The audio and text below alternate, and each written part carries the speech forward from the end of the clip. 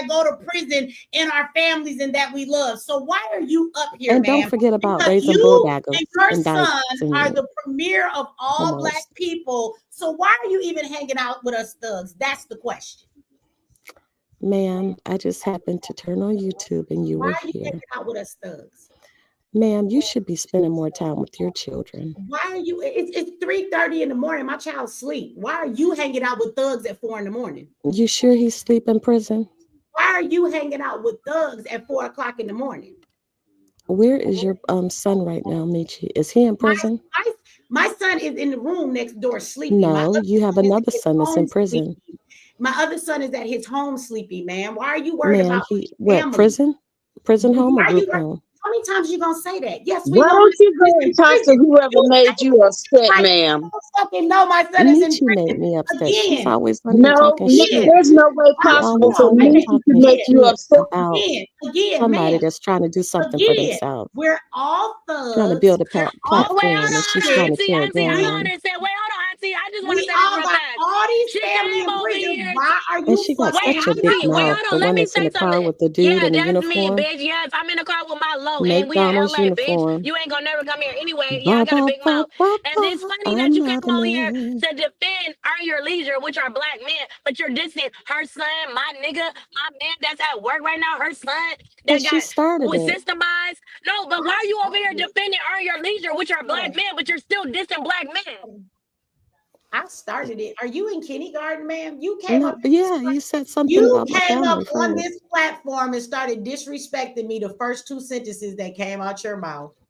Again, Michi, no, I did this is not. the last thing I'm going to say to you, and you can say, you can respond, but you got 2 seconds left. Again, we are all thugs, ma'am. We love people and have family members that are in prison. We're not shit. I scam the community. I don't give a fuck about black men. I fucking fuck Tommy at his pool. We're thugs and we're not shit. So again, why is your bougie, so prestigious ass that raises the most top-notch Negroes in the United States of America? Why would you be here hanging out with us thugs at 4 o'clock in the morning? What is it that you want from us riffraffs? I have how many seconds? You got 2. Make them count. Bitch, your You time. a fraud. That's it. Have a Yeah. good night. All right. Have a good night. Y'all, this should kill me. I don't understand how a person swear they hate me so much, but this bitch just literally named everything that happened to me from the time I was 5 until now. This bitch been watching me hard body. These y'all do not be hating me. Y'all actually love me. You know, when there's a saying that, you know, it is better to have someone question whether or not you're dumb than to open your mouth and remove all doubt. She's going to talk about this young man who we all know that we just heard is connected to the Crips. They're all across the nation. Is she crazy? This dude can make a phone call and she can disappear, but she want to sit up here and denigrate somebody on the internet? Is she stupid? That's not even the point of it. No, and let me say something for Faith. Faith said, Michi, you allowing this woman to control my panel. She's not controlling my panel. Trust me, just like I just dropped her down when I got ready, I could have done that anytime. Again, it's 4 o'clock in the morning, and being able to argue with this bitch kind of woke me up a little bit so I could stay awake a little bit longer. But the next thing is that I don't mind allowing people to show their ignorance. Like at the end of the day, like I said to her before she left, like we're a bunch of people over here that are trying to figure out life. We are people that are dealing in solutions and care a lot about our community. And at the end of the day, for this bougie bitch to come on here and act like she's better than everybody else, she's very narcissistic because she came on here talking shit to me off the rip, being disrespectful, then tries to say that you started it. Like, bitch, how do you come up here talking crazy to somebody? But she's the epitome of black people who think that they're better than everybody else. And I promise you, people who act like that and think that nothing is wrong with them, or thinking that you know, her son is the best, I promise you, something gonna happen to her life in the worst way. Her son gonna shake her and not be the thing that she thought her son was. The nigga gonna come home with a white girl, or he gonna come home with a nigga. Like at the end of the day, she can talk however she want, but all that shit always come back on people. I just wanted her to talk because you notice that I stopped and let her talk to show her ignorance, because there are plenty of people in our community that think they better than everybody else. Like at the end of the day, how do you come up here and start your comment off with, why are you up here downing black men you know, in our community. But then But you're coming in a defense all of Earn she Your did Leisure, was which is spew black men. That hatred doesn't make any towards sense. Black men in our community. That's all she fucking did, because most of our community is not comprised of bougie ass Negroes that like the one she raised that's in the prestigious colleges at the top of the line. That is not the majority of our Black people. The majority of our Black people and our Black men are struggling with a whole lot of issues. They're fighting with fucking immigrants and felonies to get jobs. They're trying to get their lives together because of the conditioning or the things that they've been a part of. Or unfortunately, like my son, they get caught up in the school to prison pipeline. That's the real reality of our Black men. And at the end of the day, you do not get to ask about somebody downing Black men when you come up here and disrespect Black men left and right. Again, she's upset with the lady in the car with my niece over there, and that man ain't said nothing to her. He over there driving Nothing. business, but she still decided to come at him and talk crazy about him. I think that for as bougie as she like to act, because people do that, right? Narcissistic people do that. They talk in a really nice tone and they act like because they're not using cuss words or because they're not being loud, they want you to think that they're right because of the way that they're talking. That's what narcissistic people do, to make you think that they're better than you, but they'll say the most fucked up shit to somebody, even though they're saying it nice way. Okay. And so she come up here and start all of this shit, and then she start talking about every damn body.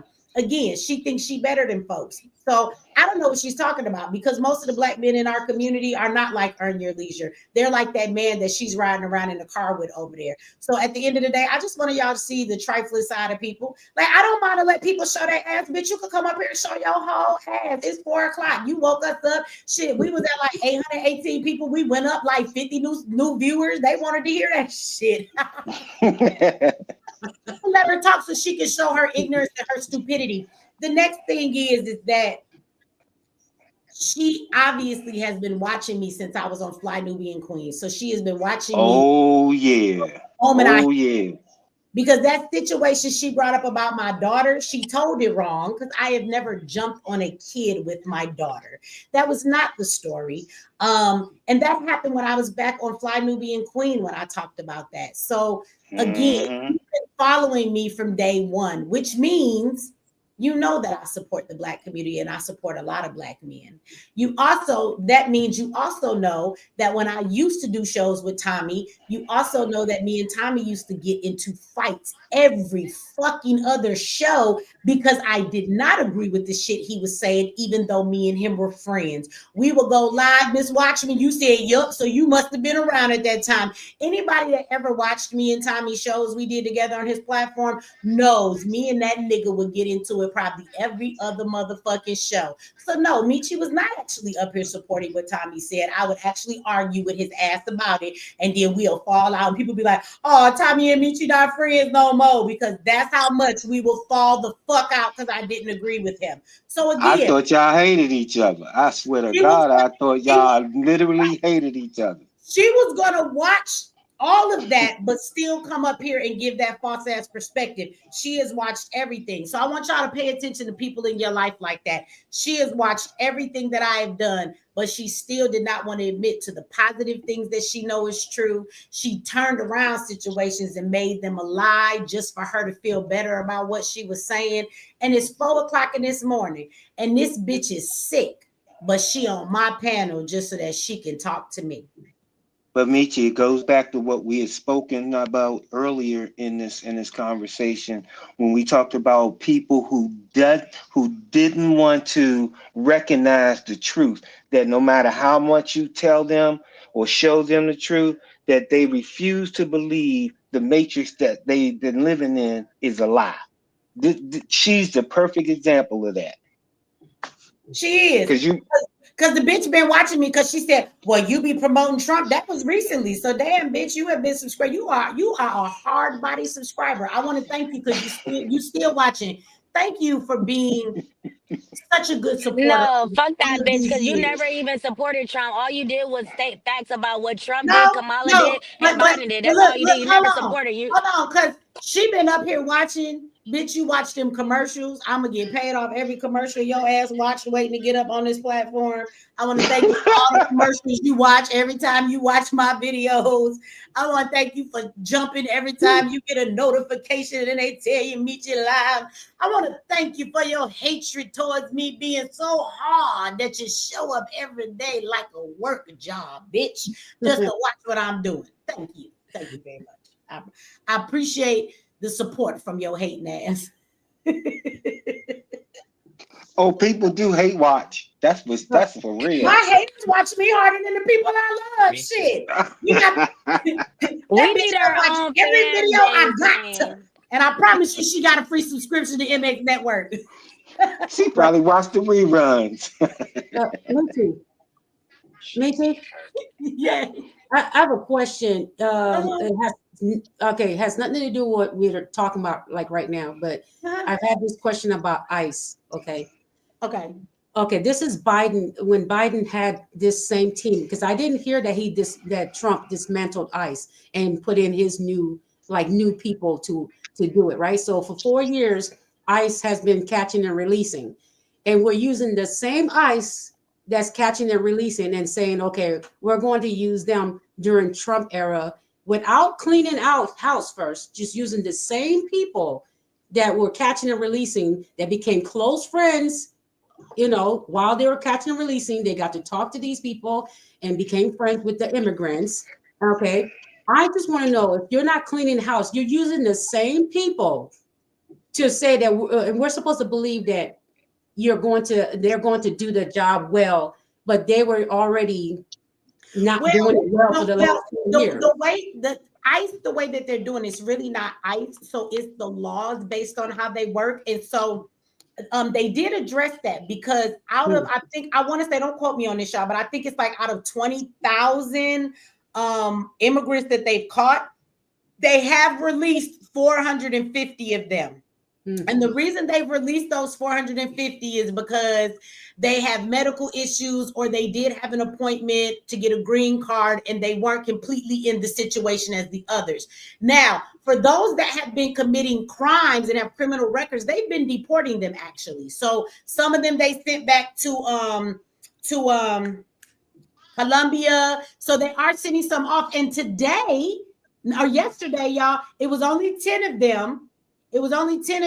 But they actually sent off 10 of the Trinidad and the Aragua gang members. They flew them over Guatemala to that prison facility. So they are getting rid of the criminals right away. They're sending them either to that facility in Guantanamo Bay, where they said that they're going to stay, or they're sending them back to their countries. And some of them are going back to Mexico, because Mexico was putting up shelters and their president agreed to receive some of the immigrants back over there.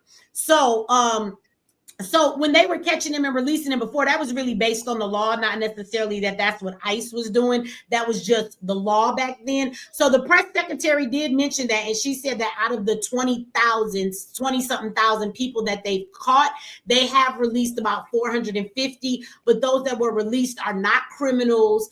Some of them may have had health issues, and some of they've been rounding up everybody. So some of these people have been in the country for 10, 15 years, and they were waiting on their date to go to court. So they've made bases on that, like, okay, this somebody grandma, we'll let this bitch go back home. It's shit like that. You know what I'm saying? But they're not letting the other ones go. No, they are deporting them to get rid of them. But they did say that, as they could get more of them, because 20,000 ain't shit compared to the millions that are here. So they did say that they do have to figure out some type of way of getting them out of here faster, or some type of a system in doing that, but they're not releasing them. So that's kind of ICE. Do you trust ICE? Do you trust? Because like I'm saying, it's the same people. They didn't fire the people that were in for the last 4 years. They're the ones that we're depending on right now, that we're actually catching and releasing people. They're the ones we're depending on to just start becoming ruthless and grabbing these people. Like, they knew to do that before, but it's like, you can't just say that you're not for it, and then because Trump got in, all of a sudden, we're going to do this, and we're going to start grabbing them and handcuffing them and tossing them. And now we don't like. I mean, it's like it doesn't make sense to me. It's like you got to clean house first before you. It's like using. No, but actually, Biden's policies were actually frustrating ICE and stopping them from actually doing their job. That's one of the reasons why they really supported Trump and got behind him. And when he hired Holman, who's a lifelong border control officer, their enthusiasm really took off, and that's when. And then also, ICE can also deputize anybody in there in the state or with state or local government to also become an ICE agent and help in deportation. So I don't think ICE is the issue. I think again, ICE was acting on whatever administration allows them to act on. I will tell you that I think America is really, if it's one thing we agree about, 90% of America, ICE in these departments, they want to see these immigrants gone. They seem really happy about going out there to be able to do their job because, again, the Biden administration didn't send them out to do this. So they were kind of keeping them back from doing their job because they wanted to let these immigrants in here. So now they've been allowed to go out and do their job. And they seem to be pretty happy about that shit. They loving it. Mississippi was trying to pass a bill where they could pay bounty hunters $1,000 for each immigrant that they capture. But I heard they shot the bill down. I don't know how true that is because I haven't looked into it myself. But somebody in the chat, one of my videos was like, they shot the bill down. So they didn't do it. But they were trying to get bounty hunters to help them round them up. Because bounty hunters don't have the same stipulation as police. Bounty hunters can actually go into places and do things and not need warrants and stuff. So but they shot it down because of the consequences that it would bring about. Yeah, they was finna be choking some Mexicans out. I'm telling you, some immigrants was about to get killed. You can't send them white men in Alabama, Mississippi after some goddamn, because you know they look at them just like they niggas. They was about to manhandle everybody. That was about to be a mess. I ain't lying. Now I wouldn't have been mad. I would have just been eating my popcorn like, damn, why they doing Hector like that? Why they leave him on the ground like that? I would have just been watching, but that shit was gonna be crazy. I didn't think they were. Why they Rodney King and that boy like that? Oh my goodness. Well, how do you feel about they want to put American prisoners in another country?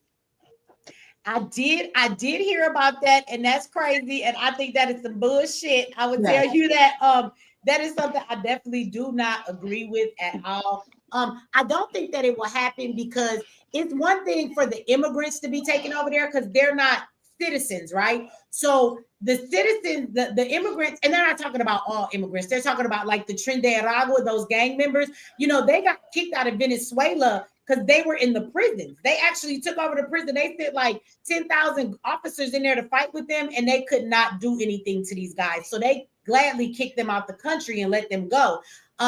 So they're talking about like when they catch gang members like that, they're going to send them to the Guantanamo Bay facility. But as far as American prisoners, Trump would actually have to change the Constitution to do that. So you can't send our prisoners in our prison to another country to serve time if that country has no jurisdiction over them. So you can't really do that. And it's against I believe it's the Fifth Amendment. It would be considered cruel and unusual punishment. To send them to a country that they don't know the language, there's no jurisdiction for them, things like that. So, you know, and if you notice, when somebody brought it up, Trump said, well, if it was legal, I think that would be great and I would do that. But you notice every time he mentioned it, he says, if it was legal, because he knows it's unconstitutional. So that's not something he could just do. He would actually have to fight the Constitution over that. Just like everything else, you know, a judge shot down. So he told the CIA and the FBI, like, look, we don't need you niggas no more. So he said,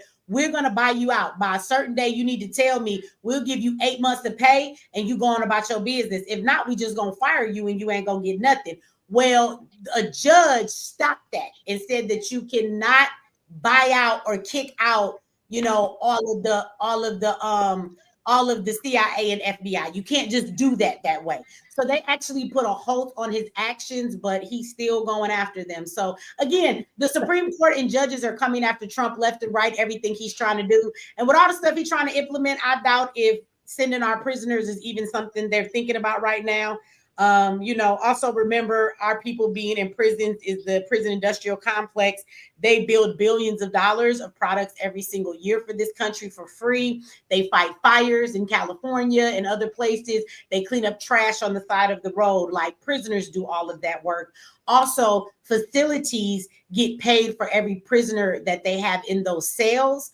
And if it's a private prison, they actually have contracts with the state. So if they have a 250 bed facility, that contract says the state have to keep those cells full. So I think that they would have a bigger fight on their hands trying to remove those inmates and send them somewhere else. I don't think that would be very easy to do. And it will cause more of a problem than Trump thinks it does, because that's going to actually hurt the economy. Because the truth is, prisoners, they create billions of dollars every year off their slave labor. Car parts, furniture, Walmart, Starbucks, all of those places and many more use things that are built in prisons. The prisoners even use prison labor. Yes, prison labor. The prisoners even they make all of the helmets and the riot gear and the mask and everything that the police use. They create all of that stuff for the police. License plates are made in the prisons, all of that. Yeah, and the thing is that even if they sent them overseas, family members that usually visit, they don't really have overseas money to go and visit. So that's really why I wouldn't want it to go overseas, because family members. All of that and more is a part of why it's considered cruel and unusual. Cruel and unusual punishment. I was going to say the same thing. That's part of why you taking them away from their families. They're not allowed. So But then also remember that, as a United States citizen, your rights still travel to you within the country. That's going to be a conflict of interest as well when you're talking about having them in some other country that may not expect the same rights that you actually receive here, that they might not receive in another country. That may end up being an international incident or a problem if you're sending more than United States citizens in another country and they don't get the same rights and privileges as we do here. Yeah, so I don't think it'll happen. Yeah, I don't think. Nah, it's too many legal hurdles. Now, we are going to have a problem with getting these immigrants out of here, though, because that is true. They are capturing them and then they're holding them. Some of them they can get rid of right away, but some of them they can't just easily kick them over the border, right? Some of them, if they detain them, I believe that if they have a court date, let's say they came in legally, but they are still illegal because they haven't got their court date or any green cards or any papers yet, right? But they're waiting on a court date. I guess that's debatable about whether or not they're illegal. So when those things happen, sometimes they require them to kind of hold them until their court date. So they're working all of that out. As people have said, there is definitely going to be some issues with the immigration and trying to get everybody out of here. It may not work as simple as some people think that it may have. What happened to all that just disappeared out of nowhere too? They were supposed to be detained. They were in the facility. They were supposed to getting transported on, and the children just disappeared. What the heck? And it's like nobody's even talking about it. Like, what happened to all those children that disappeared? You know, is it 300,000? There's a whole bunch of them. Like, I mean, they just would they just evaporate? What happened to them? They in a sex trafficking circuit. That's where they at. Those map people that you hear about a lot. Yeah, I mean, you don't think that Diddy and Epstein are the only two that was running these rings, do you? This thing is worldwide. Probably is actually under indictment right now for sex trafficking. Like, you know what I'm saying? And it's not on the like that, but the Abercrombie and French dudes, that like, I really don't even see people wearing that shit. How the fuck are they able to sustain their business? And I don't see nobody wearing no Abercrombie and Fitch. But anyway, they are not just. It's not just sex trafficking with the children. Some of them are actually being used for beauty products. They're unaliving the Yeah. children and using them for using their blood and so forth in beauty products. That information is also out there if you research it. Oh, It's it's a travesty what is happening with the children. Um, however,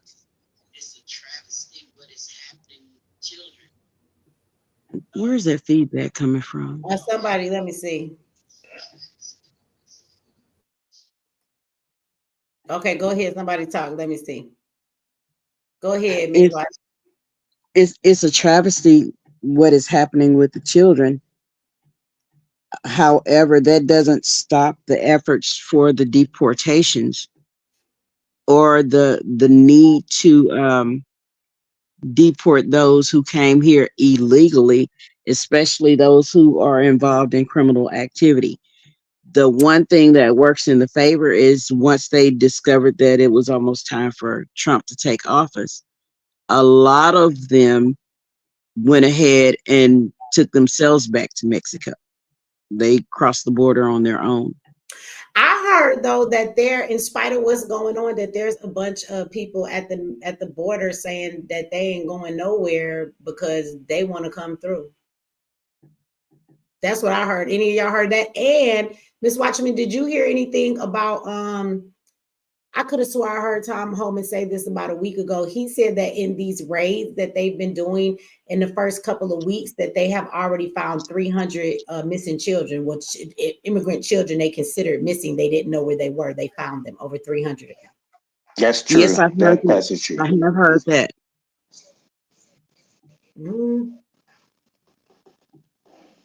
And it's not just American politicians and entertainers who are involved with these children coming up missing. Some of the people responsible for the missing children are actually from Mexico. Yeah. I saw a video today, well, yesterday, where this young lady who's responsible for checking cargo trucks, and this was in Mexico. She was responsible for checking cargo trucks. They didn't have any in at that time, but a truck did pull in, and it was like one of those rental trucks, and the lock wasn't, there was no lock on it. It wasn't secured, and the driver was acting all nervous and shaky. So she decided that she would open the back of the truck up and find out what was going on, and she found out immediately. Children in bags, and some of them were even chopped up. And about 2 or 3 days later, I think they said it was, she was found dead with a note that says, "This is what happens when you see what you're not supposed to see." What? Yeah. I saw that story. I saw that story because she reported it, and then she was, then it's like they sent the message. She was at a checkpoint. You know, she was at a checkpoint. That was her job, to check trucks. But this particular truck happened to be one of those moving trucks that you go and rent. It wasn't like an 18-wheeler. You know, and the driver was acting all nervous and suspicious, and she followed her instinct and discovered that a lot of small body parts and dead children were stacked in that vehicle. And it cost her life. Y'all heard that the cartel is using drones and opening fire and fighting with people at the border? No, I hadn't heard that one. Y'all didn't hear about that? Well, you know, Trump, he labeled them terrorists, the cartel now. Yeah. But yeah, they said they got the cartel got drones, and they've been flying them over the border. And you didn't hear that? Like, they said they was laying like pipe bombs and telling people to be careful because there was bombs and stuff that they've been lining along the border to blow people up. See, now you're gonna make me have to go and do some more research. Michi, a lot of times I'm watching you, but I'm not saying anything. You know.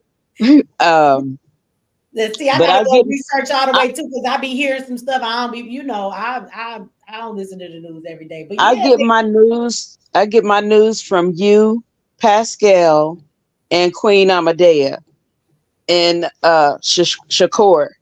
And once I hear something that strikes my interest, then I'll go and do research on it. I don't watch television, period.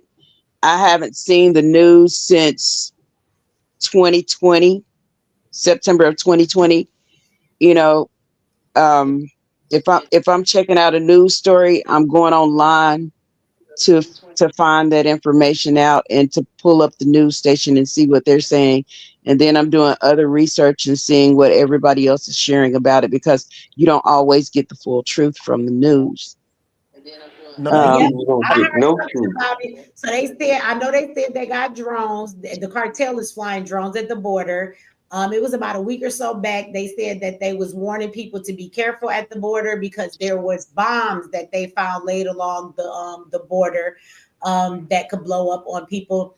And I want to say that the cartel got into a shootout with some border patrol, but I don't know if they were Mexican border patrols or if they were American. But yeah, ever since Trump declared them as terrorists, they was like, oh, so we terrorists now, that's what we gonna be. And they've been kind of causing problems at the border. He sent a bunch of troops to the border though. And so I think it's been quiet since then, but yeah, it was bombs and everything at the border, and they was telling people to watch out for it. one of the things that they were doing too is they was killing American tourists and then stuffing their bodies with drugs and having somebody waiting on the other side for those drugs inside the body. wow. So it's like they've been on that. You think the gangs here is savage. You think that they're savage here. I've been trying to make it through Project 2020, Project 2025 reading. So now I'm going to have to take another pause on that so that I can research what's going on at the border. There have been quite a few subjects that have come across since I joined the live, but I'm going to take it back for a moment, if you will allow me to, Michi. Yeah. You all, the question was asked about, you all were talking about how when someone's actually doing the work, when you have someone whose heart is really into doing the work for helping the children and helping the community, helping our people don't stand up and support them because they're looking for someone who looks like a superstar. That is my belief. I have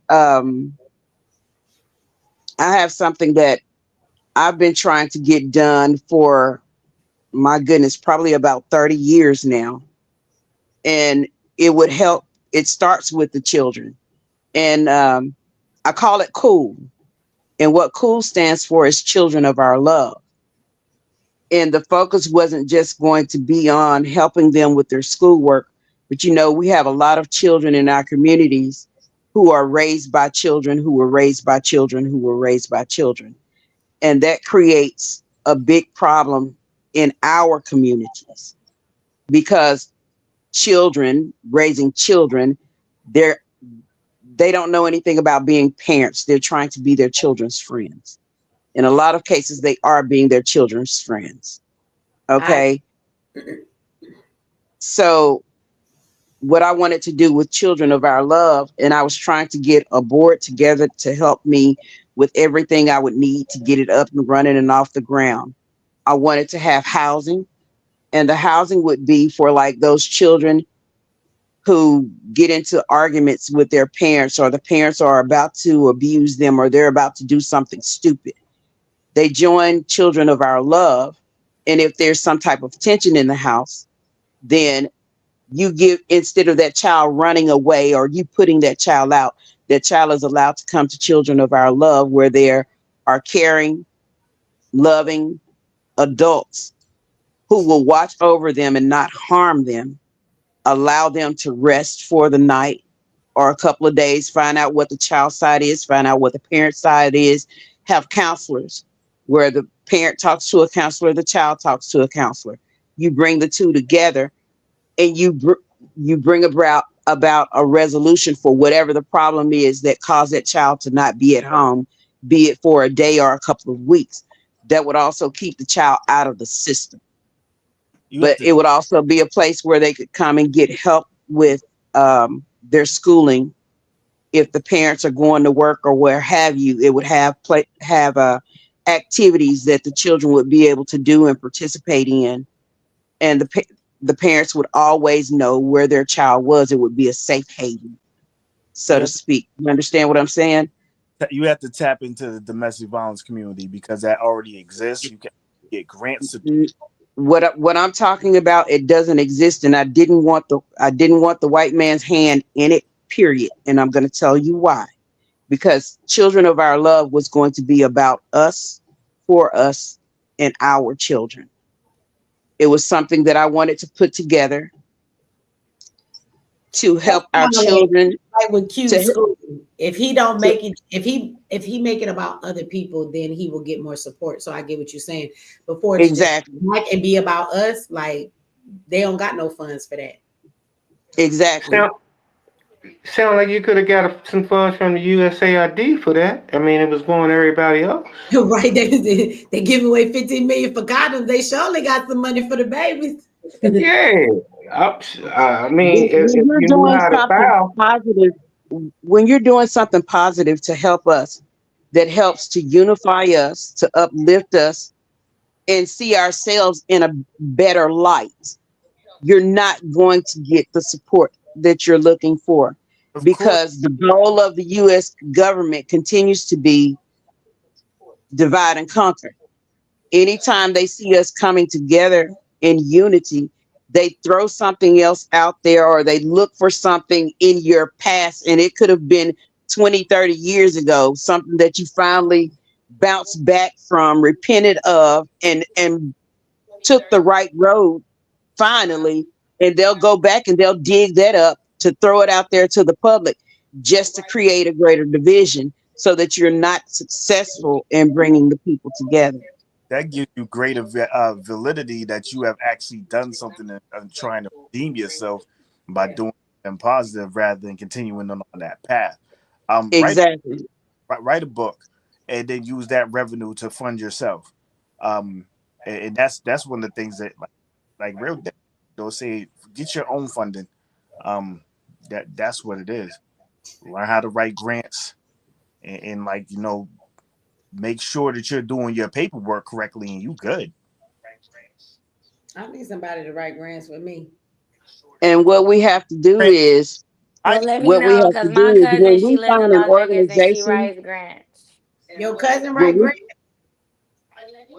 Writes grants. We wrote a couple of grants that we didn't get the grants or whatever for, but she's a professional grant writer and she lives in Las Vegas, Nevada. So yeah. Well, put me down. Put me down. We can, yeah. She just had a for a baby grant too. writer.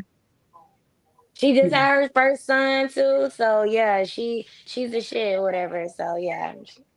Yo, that's the start of the funding right there.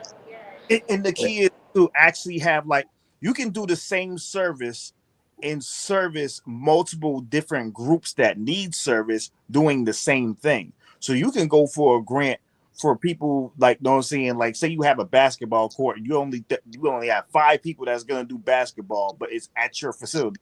But your main focus is in basketball, but you can get a grant for basketball, but that's money you can use towards that program and maintaining that program. And it's like, you could, like, as long as you're actually doing what you say you're going to do, you can't be scamming. You just do what you're actually what you say you're gonna do, and have proof for it. I mean, I used to work for this. So you're saying, if I'm able to find a facility and get everything that I want put inside of it, for every separate activity, there's a grant that can be written for it? Because Children of Our Love, I wanted housing. I wanted an actual kitchen where volunteers would come in, and those children who want to learn how to be cooks, they're taught and groomed in that. Set one in the corner of in each corner of the city, and 4 times a year bring the children together for competitions and let the children who cook with supervision, and whatever funds are made from that, put it into a trust fund account for the children that would be released to them at a certain age. See, Okay, sister, here's the deal. here they have great, Yeah, like anything. the banks have a program called CRA where they have to take a specific amount of money and put it back into underserved communities. A grant writer can get you this money with what you just described to us in the way that you described it. You can get those funds almost immediately. I Well, I worked with need this. some money. Y'all talk about this. I need some money. It's two people in the comment section that said they could do grant. I probably put my email up there. I need some money for the Black agenda. Now I have documents. It is a registered business. I can show that I've already done the work. I can show you all the people that done came, all the change I done made. I got all of that. Let me explain this. I need funding for the Black agenda so I can throw these events. I can come and bring these solutions, and the event can be free.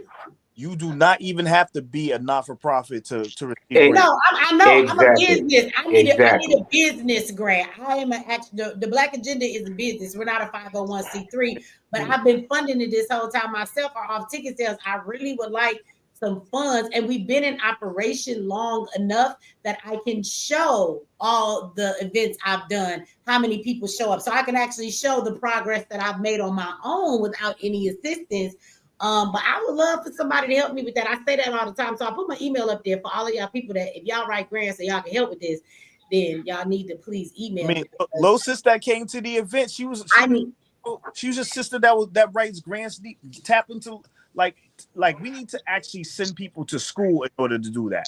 Like I'm not sitting, it's plenty of people out here that write grants. If that's what they do, I just need them to connect with me. They make money when they write grants. They make money. We get money. I'm telling y'all straight up right now. I would like some grants for the Black agenda so that I can throw these events and I can make them for free. And people can just come in the community. I just need money to get the place to be able, to throw the event. It don't even cost that much. We need to fly the team out there. We need to be able to have somewhere to stay.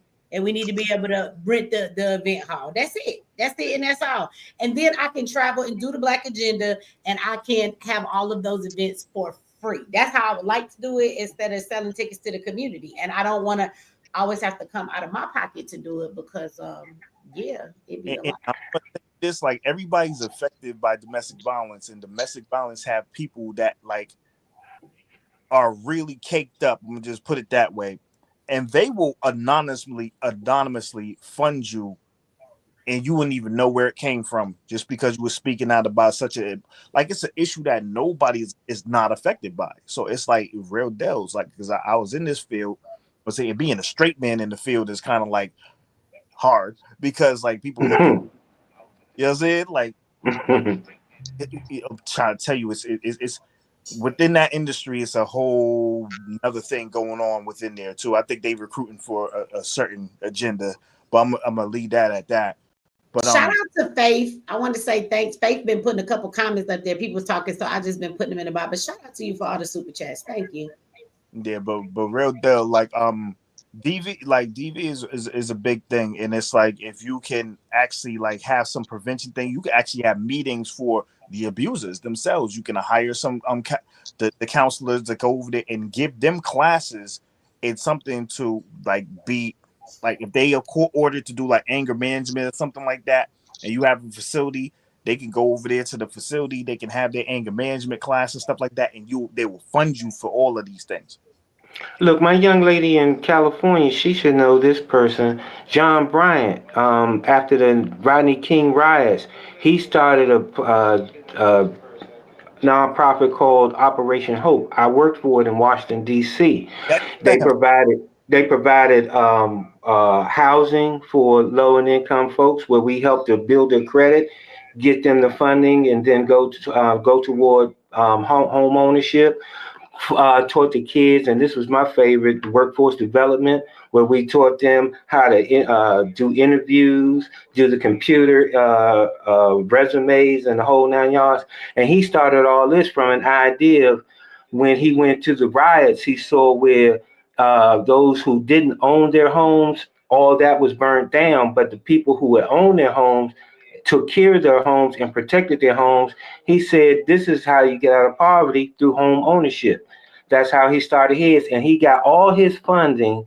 He started his funding through E-Trade from that CRA initiative I was telling you about. That's how he started it. And it was about community building. And so, Michi, with what you're talking about, that's the same category. Well, I know how to throw the events. And it's a grant called CRA. I don't know the part. CRA.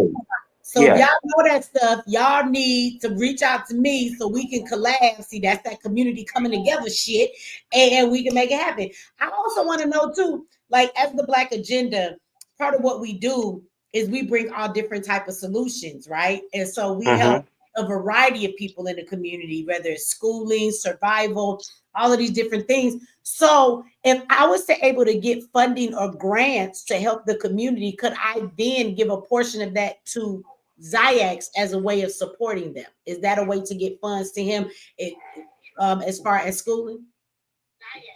Like he's part of the Black Agenda and he be with us. And so like if I was to get grants and have some money, would I be able to say, well, a portion of this, I'm gonna give $10,000 to Ziax because that's part of what we do? If that's part of your, if that's going to be part of your operations, yep, exactly. Then yes, you can include it. Well, yeah, because the Black Agenda, it consists of several entities, and Ziax is the education portion that we bring as a solution. Then, of course, we got the survival solution. It depends how you set up. Couldn't I use funds like even to buy survival supplies to give out to the people that come to the events like that? All them bullets that you gave out, that's a write-off for the event that you did. You can write that off on your taxes, like straight it down. Wait. Now be clear about this. This is you could get in trouble right quick. And I get where she's coming from. It was so now you gotta be really logical about this and clean. So like what you're trying to partition, that's what it sounds like. So like No, I'm a lawyer, bro. Look, at the end of the day, I'm trying to give us some clean advice. Like, this is pro bono. Like, at the end of the day, you need to partition that because when it comes down to it, it's all about taxes, and that's all they're going to be looking at. You got to separate that, just make it a separate entity, and like there's a way that you could join the same agencies, like to make it pure. And then you're not going to be like trying to go into the loopholes and stuff like that. But feel free. 501c4s are known as the black market because a lot of the times it's it's political stuff that you don't have to declare. So a 501c4 is different than a 501c3, and you're able to. You're talking about paperwork. It don't work like that. The Black Agenda is but that's not gonna. I'm not a 501c3 or any of that. The Black Agenda is a business. It's a trademark. It's a business. But in our business, what we do is throw events and bring solutions and help the community. But I've just been funding it myself. Yeah. You just gotta get past that though. Like the emotional sort of. You don't do the SBA or nothing. Emotional. No. Yeah, no, seriously. Like, I do this shit in court all day fucking long. It's like, you gotta be careful. Like, because people get attached. It's like just because you got a creative sort of understanding of your business doesn't mean 12 months down the line or 16 months down the line, you're gonna be up against a judge or someone's gonna try to sue you over some slip or something like that. You know what I'm saying? You don't want any of that. So like I'm just saying, like, prejudge, be careful, and just try and be clean about it. Like, you got to get your head out of the business. Like, let's say, be the customer, because that's the best way of dealing with this shit. Because most of the time, the customer is gonna turn around and say something or point something out that you didn't even see, and they're the ones that's gonna cause judgment on you anyway. And that's good. That's just going to be having a business is a really, really big responsibility. So like, you got to really understand what you're dealing with, because every day you're going to have a new customer coming at you and trying to point out what you thought was right to be wrong. You understand? Oh, I know. They be in my email talking junk. Man. Yeah, and liability is the reason why you get a entity that is not you, so you can't be sued. So they can have the entity if it fucks up. Like, oh, you want this entity, then you can always start another one. You can My business not in my name. It's I'm an S corp, and in a minute we gonna be a trust, so it's fine. Yeah, you can put your business in a trust and protect it from liability. Most people don't really understand what liability means. Like they just take it like Speak say, so like LLP, like for example, right? I spent like a year studying liability. So like, you know, most people go into business and they will just turn around and like just do that shit. But they don't really understand what liability means. And I would urge, like from the bottom of my heart, like I set up my business like I swear like about 3 years ago, and I just got a lawyer to do the deed.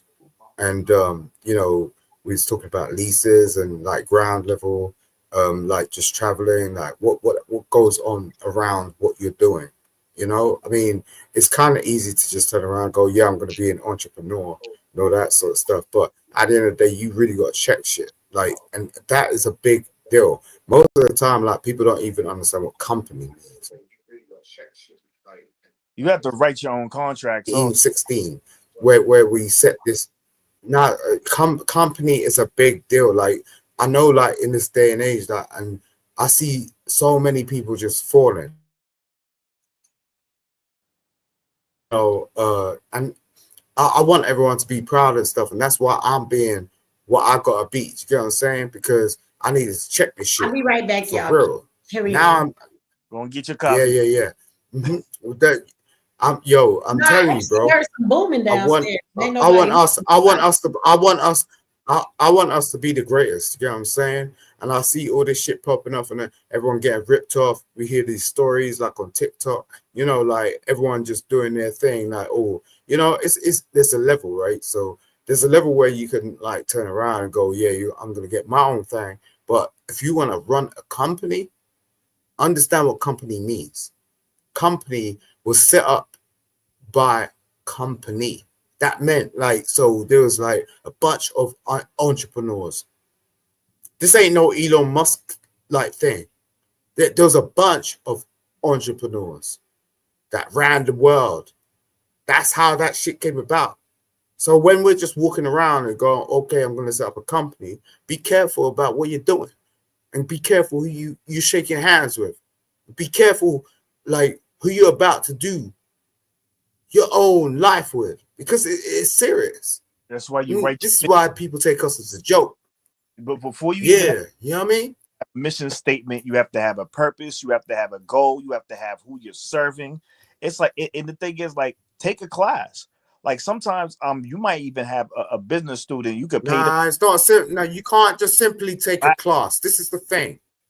We do this, we self-direct. Oh, go to school. No, you can't do that, bro. Ain't gonna match up. You ain't gonna match up. I'll tell you that for it. Shut the fuck up for a second.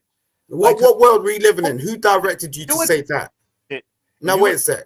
Do you understand? You can take classes to do this. Say that. So you can actually You sound liberal, bro. What the fuck? For real? What?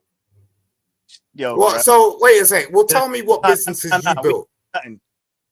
We ain't waiting. Tell me. So like tell me what businesses you built that you can open your mouth and say that shit. Hey, whatever, bro. What you can do I ain't fussing over you. I ain't fussing. You sound like this is the thing. This is the problem we have in our society. And this look, do you know what kind of world we're living in right now? Do you know what world we're living in right now? Do you know what world we're living in? Do you know what world we're living in right now? You're on a self-direct when you have no premise. You have people that will actually give you money to promote their product. Like a commercial, like straight up and down. That's how that goes. And you have to write a contract with them. And you have people that will teach you these things. Like there are actually conventions that happen all the time. It's called small business convention, what have you. and like they'll come to your town, and you wouldn't even know it's there unless you was like paying attention. Like, and especially like some of these colleges, they won't even tell you they have business courses. Can't hear what you're saying. They won't even tell you they have business courses. You gotta go over there and check it out. Like, hey, do you have business courses over here? All right, then. A lot of the times, like you can actually sit in to classes and not get accredited for it. But if you're doing it for self-edification, you can just ask one of the professors, hey, can I sit in? I'm not trying to get 80 credits or anything like that. Can I just like learn something over here? Your sound is going in and out, bro. I don't know. Mm-hmm. So, like I said, It's like good on my end. yeah, I know. I ain't really catch all of that, but yo, I was trying to listen, but I ain't really catch all of it. Stop drinking, you'll be all right. What? You trying to be insulting? Is that your premise? Is that you're trying to be insulting? You see, this is the problem with the black community. Like you can't even speak to somebody. Wait, that you is sound like high. you from the UK. Wait, you can't even speak. You sound like you from the UK. Are you ADOS? I am from the. You're not. I am from the UK, but I'm global. Like, yo, I So don't travel speak in on what's wrong with countries. black Like, people. you can't. You don't know black people. You're not a black person. You're from the UK. You good, bro? You good, bro? You're saying I'm not a black person bro. based on the fact that I'm in the UK. Is that what you're saying? Over here, bro. Is that what you're saying? Wait a second. I ain't even speaking to I you. say you're not She ADOS. said, right, I'm not a black person based on the fact that I'm in the UK. You ain't got. I say you're not Right, ADOS. so why do you speak English? Wait a second. Why do you speak I English? say you're not ADOS. Do you know Why what do the you speak acronym means? English? Why do you speak? Wait. Why do you speak English then? Do you speak any Where'd other you get that from? Do you speak any other languages?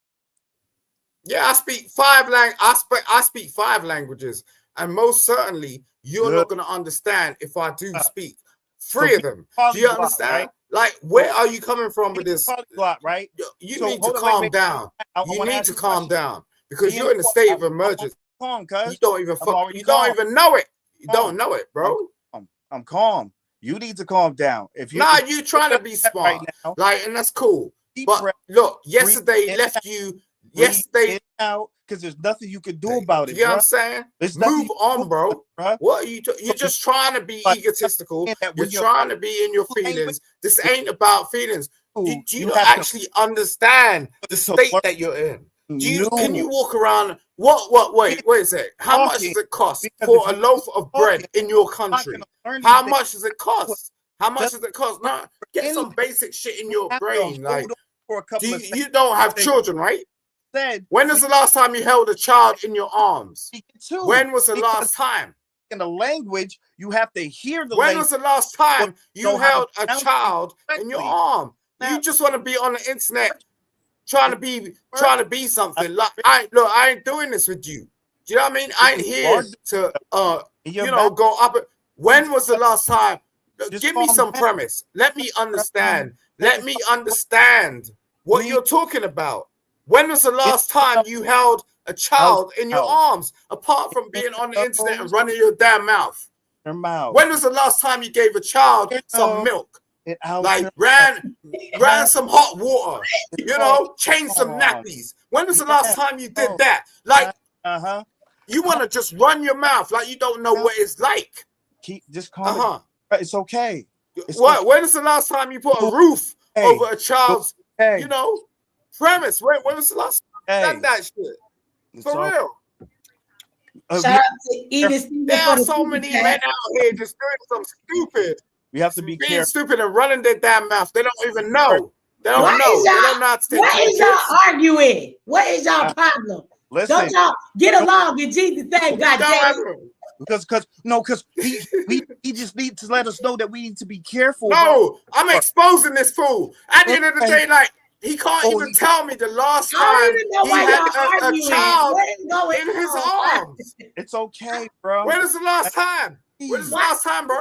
How did Just tell me. You'll That's be what I need to know. You just No one's arguing nobody. I just asking a simple question. When was the last time you held a child in your arms? Like 2 days ago. 2 days ago. It was great. Why does that matter? And who was it? What child was that? What child was that, bro? You said 2 Will- days ago. Will What got- child was that? Will got 7 What kids. child Leave was Will that? alone. I don't have Will seven. has You 7 adopt that children. child from somewhere? You get it from the fucking forest or some shit? No, Will got 7 I'm kids. 24/7. I'm a single father. He just What had are a you talking about, 6-month-old bro? baby. Single I father. raised my child. I got 3 children. All of them. That's All also, of them. bro. No, I raised all of them. Nah, no bullshit. Not trying to be funny. Do you know how much it costs to Being a raise a single child? Do you know how much it costs to raise a child? Do you know? And go to a job at the same time? $2K. That one. Nah, bro. Listen, you have to listen to what I'm saying to you. You're so upset right now. You're not even What's wrong listening. with y'all? Bruh. Y'all need some Jesus in I'm your telling life. you right Do you now. have Jesus in the UK, sir? I'm not being funny about it. I'm not being sarcastic. None of that shit. Being a single father is some hard shit. I watched my boy do this shit. And that, you listen, bro. Will, why is you telling him about some kids? I don't even know why he asked you if you have a kid. What do this have to do with anything? Wait a minute. Correct me if I'm wrong. You It's said got a lot to do with you said you I'm was gonna not go being. take some classes about business, and then he started telling you don't know shit, and then you was saying something, but I couldn't hear you, and then he started asking you when the last time you gave a baby some milk or changed their diaper. No, it's relativity. So, like, look, this is what I got told. I went to business school, right? I got a degree in business, okay? And what they said to me was, you gotta get. Well, no, I'm not being funny or nothing. I have nothing against the brother. I'm just saying, like, what they said to me was, if you can't sort out your personal life, there is no way you can sort out your business life. You can have all the ambition in the world, but it ain't gonna work unless you can understand how to develop your personal aspirations alongside with your business aspirations. Ain't gonna work. You know what I mean? And that's one of the hardest hitting things, because I couldn't really afford to put my child in daycare. You know what I'm saying? At the time that I had the same aspirations and I had the biggest business mind, it didn't really fucking matter. Like, so I had to focus on one thing or another. And at the end of the day, my child had to come first. So I had to wait 5 years for that child to grow up just to be able to say daddy. She had no teeth. She had no mouth. She had no sort of flexibility. Like, people don't know. When you're doing sort of like sterilization, you know what I'm saying? People don't know. Nappy changing and like bringing the buggy around town and going, oh, I want to get to this job interview, but yet, oh, you can't come in without the baby. What, I'm going to leave the baby outside? I ain't got no woman beside me. What? Yo, I had to go through that shit. I heard a slang come out when he said that. I ain't got no woman beside me. What? He went a little. I heard a little gangster little accent. It changed. That UK went away for a minute. Yo, Will, when the last time you? I'm Indian language, nigga. No, I'm rich now, but I'm just saying, like, when I was popping back then, do you understand? Yeah, I'm rich now, but I'm just saying, like, when I was popping back then, like, you know what I mean? Nah, but because I was angry back then. Do you know what I'm saying? Like, I have the gratitude and the grace of God. You know what I'm saying? To be able to speak right now, because I could have lost a leg. And this is why, yo. Look at the views, y'all. When we I want to argue, bro. But he just sound ignorant. Everybody was talking calm. It was like 730 people. Y'all started arguing, and people came in and they was like, "Oh, they arguing." No, we weren't arguing. He pushed the button. He want to act like Trump, like, yo, you got the red thing over there. To go check downstairs. Auntie Michi left us for 5 seconds, and y'all a fight broke out. Okay. I know. I left down. No fight. I was gonna have to fight somebody. I heard some booming and shit in my house. I'm like, we weren't fighting. Like, I get my child. He was awake. No, we weren't fighting. I asked him a sincere question. Like, do you have children? When the last time you and said he still ain't answered that. You changed the nappy, nigga. When the last time you changed the nappy on a baby? Ain't that what he called it? A nappy is a diaper. Where you from? Yeah, that that's a fact. Because you can't. If you ever try to travel and change nappy at the same time, God bless you. That's some big deal. Like, people will take that for granted. You know what I mean? And that's why I was asking him, because it's like, you could speak or you speak. You know what I'm saying? But if you have not had a child in your arms at the same time that you're trying to like pursue happiness, what the hell are you talking Somebody about? drop down. Because Who like dropped you're just down? it's rhetoric at this point, you know. Okay. And Okay, no y'all. shade to Right boy. now. I'm Okay, just saying y'all. like you come with a big game, but Oh. like you don't know what mothers go through. You know what I'm saying?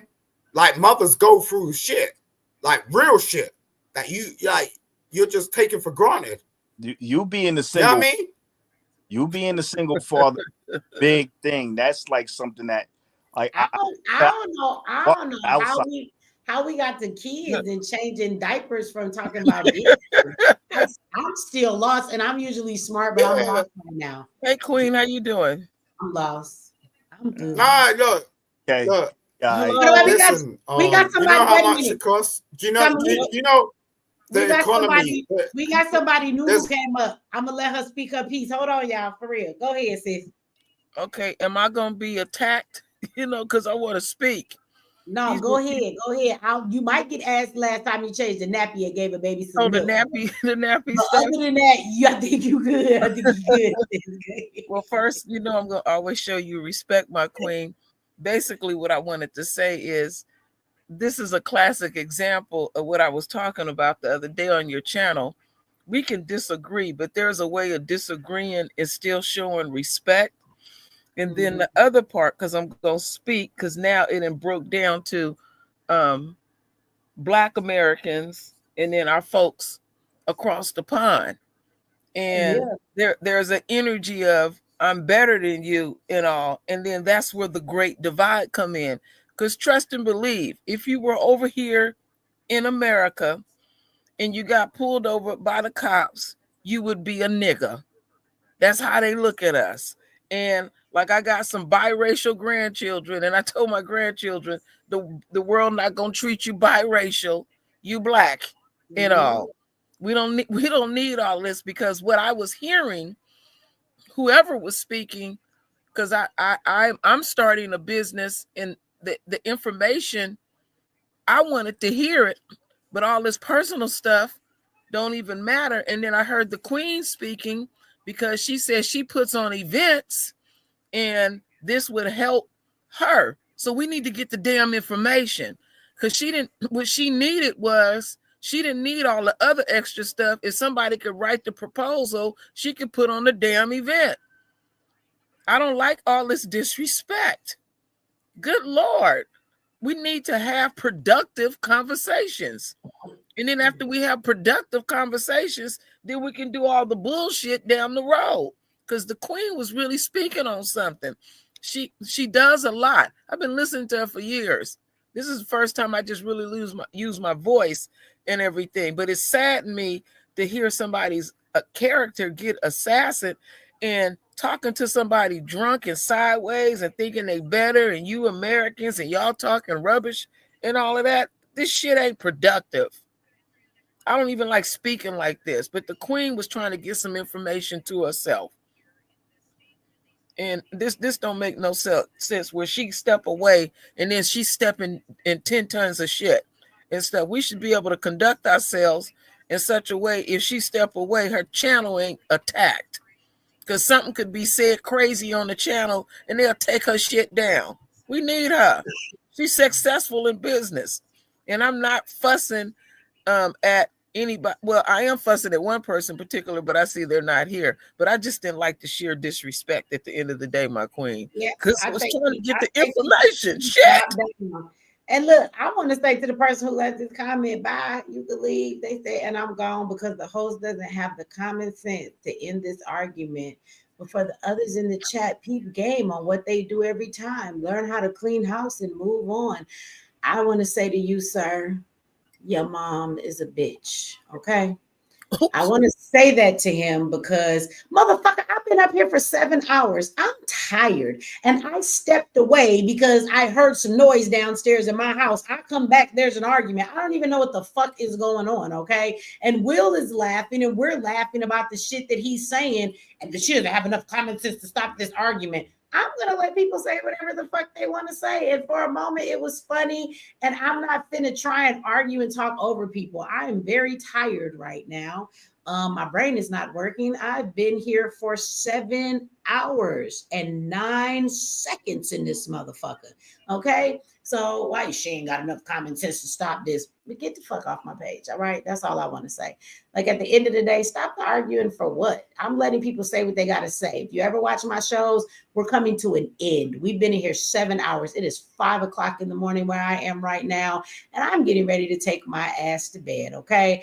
I thought that his roast was a little bit funny, so I was enjoying the argument. Okay. I've never heard anybody to roast you by asking you, do you know how much bread costs in your country? When is the last time you held a baby and fed him and changed their nappy? So I'm like, he think he going in. The shit wasn't going in at all to me. Will was laughing. So we seem to all be good. So don't ever question my common sense. At the end of the day, everything is not so fucking serious. Shit, I was up here arguing. I figured if Will didn't want to argue with the nigga, he would have shut him down. If I'd have came in here and be like, oh, y'all shut the fuck up, then it would have been like, women always in men business. Y'all can't never let men handle shit. I can't win for losing with y'all. You goddamn mama. Leave me the fuck alone. This shit ain't my fault. God damn it. I was downstairs. I ain't start the argument, nigga. Fuck you. As long as Will kept his composure, I kept mine. But once it got Yeah, and real disrespectful. I thought I was listening and I was waiting for a moment, like double dutch. On the panel, sometimes you gotta wait to jump in, or I just gotta start muting people and kicking them off. I was trying to mute the mic, the shit wasn't working. The spirits and the ancestors said, let them talk, because I couldn't fucking mute the nigga mic. I know you kept muting me, and I wasn't saying anything. No, it was the reverb. Your echo kept coming in the back. I was trying to mute his mic too. That shit wasn't working. So I said, hey, well, maybe Jesus want to let the nigga speak. So where were we before all of that? I don't know, but y'all cannot start a whole new conversation. Y'all No, can't. Auntie said she's tired. Auntie said she's been on here for 7 hours. Yeah. We keeping her up. Y'all, we cannot keep her up, or she's not gonna keep doing these every Saturday. I We do got gotta go to 7 bed hours every is the Saturday. max. We usually do go about this long, but we've been on here 7 hours. Hey. I do gotta Auntie gotta get some rest.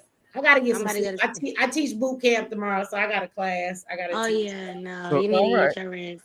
So let me explain what I held up a little bit earlier. I have 4 of these books. These different books are all references of where you can go to find grants. I know you've seen this guy's commercial.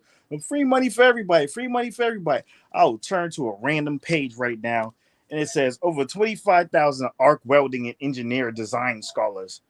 Like stuff like this out of like you didn't even know this existed, and you probably call this number if the department isn't defunct. So because we said Trump ain't shut that shit down. Is that the guy with the dollar signs on his coat? Exactly. So it's like invest in stuff that makes you money. Or like, because if you went to school for 12 years and you didn't get paid for those 12 years, you know how to do some daggone work, some paperwork. And if you have to hire somebody, hire that person, because they went to school to learn how to do this stuff. So it's like, hey, listen, I've met people who told me, like, listen, I didn't even finish high school. I dropped out. I hired these eggheads to do it, and I make all this money. And they tell me straight but down that's what it is. Well, answer this question real quick. You had mentioned something along the line where they'll give out grants for people that are arc welders. Where? That's what you were saying?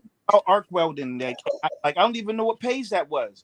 They have disabilities, like cash for dependents of the disabled. Will. Damn them books. When is the last time you changed the nappy, sir? Don't nobody get no damn. I love you, Michi. Thank you so much for allowing me on your panel. I'm about to go drop off, and I'll be here next Saturday and any other time you drop. All right, thank you for coming up. I love you. Thank you. You was a wonderful addition. She's beautiful. You remind me of my daughter so much. I love having you up here.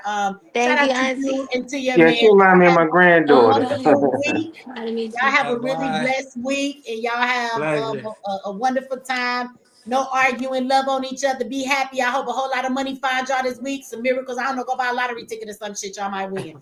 But Thank you, Auntie. Love you. Good night. And nice meeting everybody on I'll the see you panel guys tonight. next See y'all next Saturday. You week. as well. Good You as night. well. Good Thank night. you. We come on the back end. I'll catch you the next round, Queen. You gotta let me Much respect. She needs to get some rest. She really do. Mm-hmm. Thank you for coming up though and for being patient through all of that. So you can say your piece. Thank you. No, No she was trouble. on point. You were on point, sis. Good night. urge to All go right. in. We had a good panel. Wild Williams said, Michi, if you need land, hit us up. I need land. Where I hit you up at? See, y'all be playing. Hold on. Here we go. Here go my email again. Y'all got to email me and say, Michi is me. And then I can hit y'all up. You got to leave me a number or something, bro. Y'all be in there saying some good stuff. I don't know what to call you. What's the number? Yeah, but quickly. I need it. I need it in my life. Yes, I do. But quickly on those grants though, as far as the line items, you would line item each thing that you're going to have in that you're going to have in this proposal, and everything has to be itemized. So for example, if you want to give money to that other organization, all that is going to be is itemized as a operational expense within your grant. And I mean, everything from the copier to the pens, everything is need to be itemized so that they know exactly how much you're going to need to operate. Because once you file that particular grant, you unless they ask you, you can't go back and ask for more money. So that's why you need to list everything that you want in that grant. Once it's approved, you're going to get the money, and then you'll be able to do everything you need. And all you have to, I don't know, if you're not a 501c3, then you really don't have to. You're not required to talk about your donors or any other income that's coming in for you, but that's just the start for you. And I'm gonna let you go on that note. And if you I listen to you every night, so I'll hit you up in the chat just to let you know I'm here if you got any other questions. Okay. Okay, absolutely. There go my email right there. If anybody can help me, like I said, I'm a business. Shout out to even Steven. You still in here with us? He done left and came back. But yeah, so I mean, I know that with the 501c3s and different things, it's a lot of different restrictions. I know there are a lot of grants and money that can be given to businesses, and I don't have as many stipulations when you're a business versus a 501c3. Not saying exactly. that, but and the Black Agenda has been a registered business now for many years, and we've actually done work. So we've done conferences, so we actually have some backing to be able to say, look, this is what we've already done on our own, so they can see that we're actually throwing conferences. I got numbers of people I can show from tickets, how many people have actually come into these events and the things that we've done. And so, in that vein, that's what I'm looking for, like grants or funding that can help an actual, business, so we can that stuff. So. All that goes in the business portion of the grant, and then because you're going to be describing what you're going to be doing, what the money's going to be used for, how it's going to be appropriated, the whole 9 yards, and then it'll be up to these endowments to endow you with some dough, But I'm here in Conyers, so from my LinkedIn, I'm gonna go back through that and try to get my contacts to be able to try to help you out in some way, shape, or form. Okay, sis? All right, yeah. So I mean, whatever we can do, like I said, everybody, this is called working together in the community. For me, I just want the grant so that I can do the Black Agenda, bring it to cities, and bring these solutions. The most stressful part is how to put together the money, worrying about ticket sales. I really would like to be able to just be like the Black Agenda, come in, people register. It is a free event to the community because the event has been paid for. We don't really care about making money off the event. We just, need to get there. Plane flights and where we stay, and then the venue or whatever. Like that would be really great to be able to plan that out with the team and do that. So the only thing that stops me for traveling and doing the Black Agenda every year as much as I want to is funds. It's fun.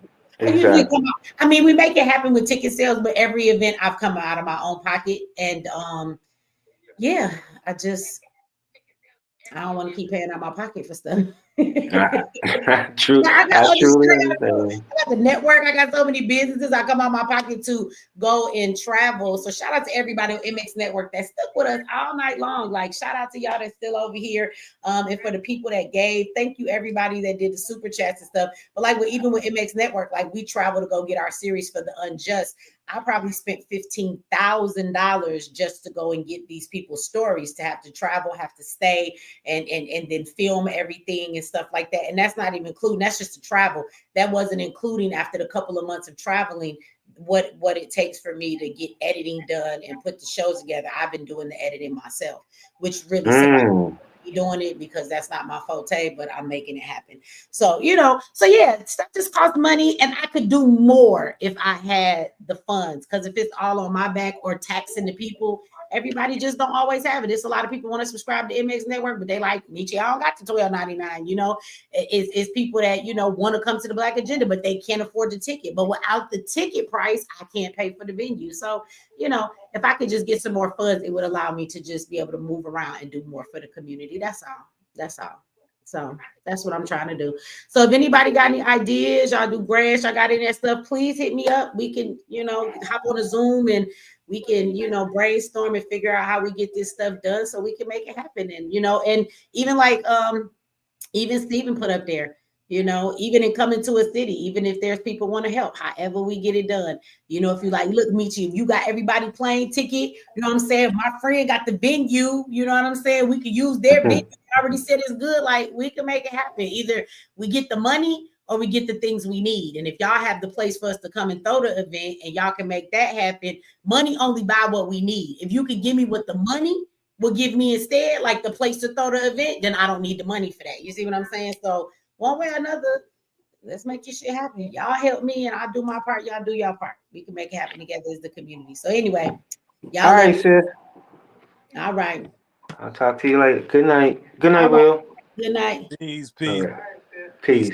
I'm out of here, y'all. I see y'all, I guess, on Monday. I see all my boot camp students. I see y'all in class tomorrow. 7:00 sharp. Be there. No. Y'all have a good night, everybody. I'm out of here.